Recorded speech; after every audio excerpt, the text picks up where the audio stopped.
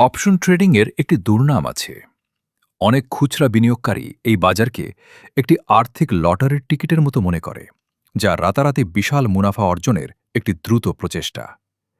কিন্তু এটি একটি বিপজ্জনক দৃষ্টিভঙ্গি। এটি আসলে কিভাবে কাজ করে তা বোঝার জন্য আমাদের মূল বাস্তবতা প্রতিষ্ঠা করতে হবে। অপশন হল ডেরিভেটিভস। যখন আপনি একটি অপশন ট্রেড করেন, তখন আপনি কোনো কোম্পানির আংশিক অংশ কিনছেন না। আপনি অন্তর্নিহিত সম্পদের উপর ভিত্তি করে একটি বাধ্যতামূলক গাণিতিক চুক্তি ট্রেড করছেন। এটি একটি কঠিন উভয় সংকট তৈরি করে। এই চুক্তিগুলো দ্বারা প্রদত্ত বিশাল লিভারেজ অবিশ্বাস্যভাবে লোভনীয়, কিন্তু বাজারে প্রবেশ করার মুহূর্তেই আপনি জটিল পরিভাষার একটি দেয়ালে ধাক্কা খান এবং আপনার পুরো পোর্টফোলিও নিঃশেষ হয়ে যাওয়ার একটি বাস্তব হুমকির সম্মুখীন হন।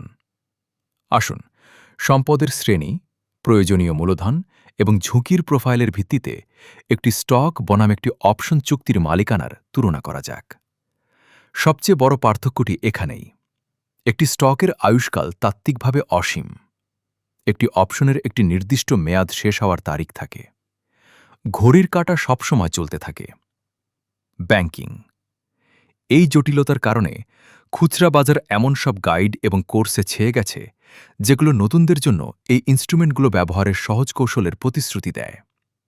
বাস্তবতা এর চেয়ে অনেক বেশি ব্যবহারিক।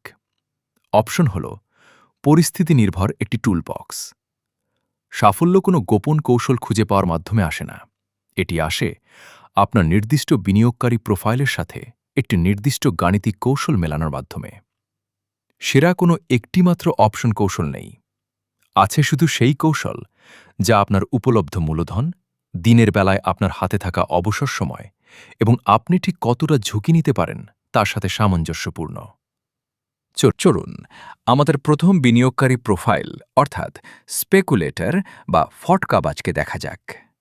ইনি এমন একজন ব্যক্তি যার প্রাথমিক লক্ষ্য হল খুব সীমিত প্রাথমিক মূলধন নিয়ে বাজারের গতিপথের উপর বাজি ধরা। এক্ষেত্রে যান্ত্রিক প্রক্রিয়াটি বেশ সহজ।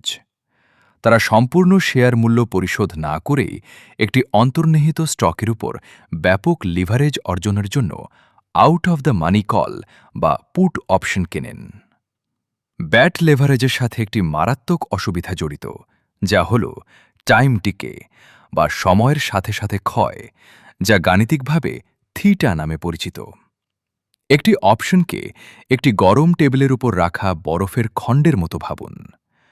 পারিপার্শ্বিক পরিবেশ নির্বিশেষে এটি সময়ের সাথে সাথে স্বাভাবিকভাবেই ভর হারায়। এই চার্টটি দেখায় কিভাবে টাইম ডিকে একটি অপশনস প্রিমিয়ামকে ধ্বংস করে দেয়। নিম্নগামী এক্সপোনেনশিয়াল কার্ভটি দেখুন। এর মূল্য তীব্রভাবে শূন্যের দিকে নেমে আসে। যদি অন্তর্নিহিত স্টকটি কেবল একই দিকে চলে, তবে ক্রেতা তার বিনিয়োগ করা প্রিমিয়ামের ১০০% লোকসানের শিকার হন। পরিসংখ্যানগতভাবে একটি স্টকের খুব অল্প সময়ের মধ্যে হঠাৎ করে বড় ধরনের দিক পরিবর্তন করার সম্ভাবনা অত্যন্ত কম। এখানে জিততে হলে ফটকাবাজকে বাজারের গতিপথ এবং সঠিক সময় সম্পর্কে নির্ভুল হতে হবে। এর যে কোনো একটিতে ব্যর্থ হলে সম্পূর্ণ ব্যর্থতা আসে। এখন আমরা আমাদের দ্বিতীয় প্রোফাইল অর্থাৎ রক্ষণাত্মক ও সময় স্বল্প বিনিয়োগকারীর দিকে নজর দেব।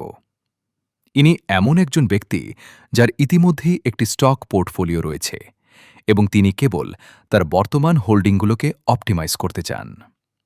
এই প্রোফাইলের জন্য একটি সাধারণ কৌশল হল কভার্ড কল। আপনি আপনার শেয়ার কেনার জন্য প্রস্তুত থাকা কলটি অন্য কারো কাছে বিক্রি করেন এবং বিনিময়ে আপনি তাৎক্ষণিক স্থিতিশীল নগদ আয় সংগ্রহ করেন। এটাই হল প্রিমিয়াম।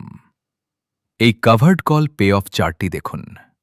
মুনাফা রেখার উপর ওই সমতল অনুভূমিক ঊর্ধ্বসীমাটি আপনার সর্বোচ্চ রিটার্নকে সীমাবদ্ধ। অথবা তারা একটি আয়রন কন্ডর ব্যবহার করতে পারেন, যা একটি জটিল 4 লেগ স্প্রেড, এবং এটি এমন একটি স্টক থেকে প্রিমিয়াম আদায়ের জন্য ডিজাইন করা হয়েছে যা সম্পূর্ণ স্থির থাকে। এই উন্নত কৌশলগুলোর সাথে বিশাল আপস জড়িত। এগুলোর জন্য উচ্চ ব্রোকারেজ সংস্থার অনুমোদন প্রয়োজন, ক্রমাগত পর্যবেক্ষণের প্রয়োজন হয়, এবং এগুলো ট্রেডারকে এমন একটি সর্বোচ্চ ক্ষতির সম্মুখীন করে যা প্রায়শই সর্বোচ্চ সম্ভাব্য লাভের চেয়ে অনেক বেশি। অ্যাডভান্স স্প্রেড কার্যকর করার অর্থ হল একজন বিনিয়োগকারীর মানসিকতা ত্যাগ করা। আপনাকে একজন বীমা অ্যাকচুয়ারির মতো অতি সতর্ক, গণিতচালিত মানসিকতা গ্রহণ করতে হবে। অপশনস মার্কেটে সময় সরাসরি গাণিতিক পরিণতির সাথে জড়িত। গ্রিকরা নিশ্চিত করে যে নিষ্ক্রিয়ভাবে কিনে ধরে রাখার মানসিকতা কঠোরভাবে শাস্তি পায়। আসুন একটি চূড়ান্ত মূল্যায়ন কাঠামো দেখা যাক। এই কোয়াড্রেন্ট চার্টটি এক্স অক্ষে প্রয়োজনীয় সময় ও ব্যবস্থাপনা এবং ওয়াই অক্ষে আর্থিক ঝুঁকিকে নির্দেশ করে। নতুনদের উচিত নিচের বাম দিকের অংশে থাকা ম্যারিড পুটস এবং কাভার্ড কলসের মতো কম পরিশ্রম ও নির্দিষ্ট ঝুঁকির কৌশল অবলম্বন করা।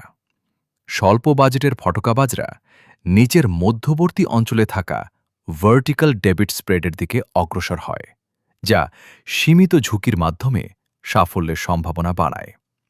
উন্নত অপটিমাইজাররা উপরের ডান কোয়াড্রেন্টে থাকা আয়রন কন্ডার এবং স্ট্র্যাডল ব্যবহার করে, যার জন্য দৈনিক অস্থিরতা পরিচালনা করতে সময় এবং শৃঙ্খলার প্রয়োজন হয়। ডেরিভেটিভসের মূল নিয়ম হল এখানে আপোস মীমাংসা চূড়ান্ত। কোনো চালাকি দিয়ে এগুলোকে এড়ানো যায় না।